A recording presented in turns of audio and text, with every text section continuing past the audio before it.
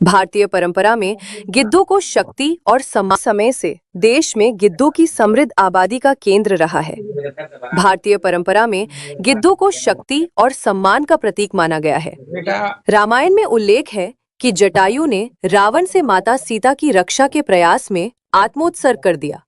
रामायण में ही उसके भाई संपाति की भी कथा है, जिसने अपने छोटे भाई जटायु को सूर्य की तपन से बचाते हुए बलिदान दे दिया था।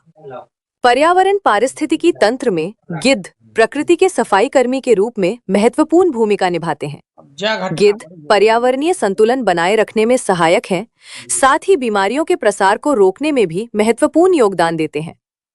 मध्य प्रदेश लंबे समय से देश में गिद्धों की समृद्ध आबादी का केंद्र रहा है। प्रदेश में भारतीय गिद्ध, लॉन्ग बिल्ड वल्चर, सिनेरियस गिद्ध, ब्लैक वल्चर, मिस्र गिद्ध, व्हाइट स्कैवेंजर वल्चर और हिमालयन ग्रिफॉन जैसी प्रजातियां पाई जाती हैं।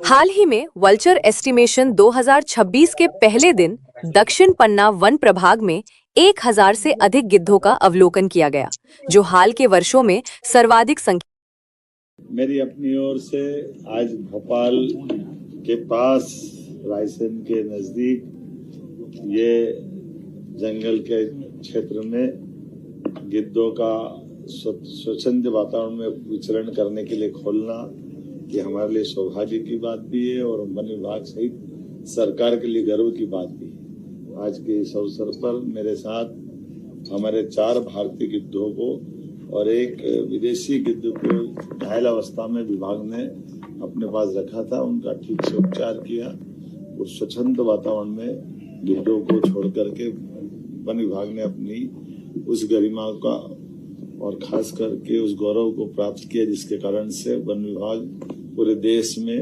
हमारे गिद्धों के लिए भी देश भर में सबसे ज्यादा गिद्ध किसी राज्य में पाए जाते हैं तो मध्य प्रदेश में चीता, लेपर्ड, टाइगर सब क्षेत्रों में मध्य प्रदेश की ख्याति लगातार बढ़ रही है। मुझे इस बात की प्रसन्नता है।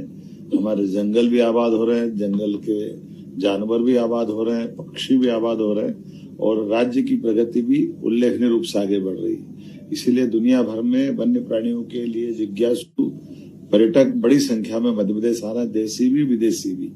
यशस्वी प्रधानमंत्री के नेतृत्व में मध्य प्रदेश सरकार सब क्षेत्रों में काम कर रही, उसमें फॉरेस्ट भी हमारा नंबर 1 पे। फॉरेस्ट के माध्यम से टूरिज्म के अवसर भी मिल रहे हैं और वन्य संपदा भी सुरक्षित रहती है।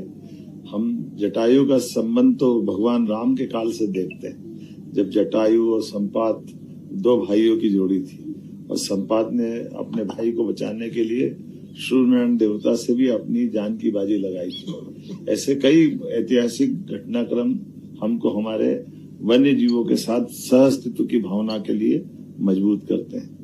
आइए हम सब मिलकर के इन सबको और आबाद करें, इनको लेकर आगे बढ़ें।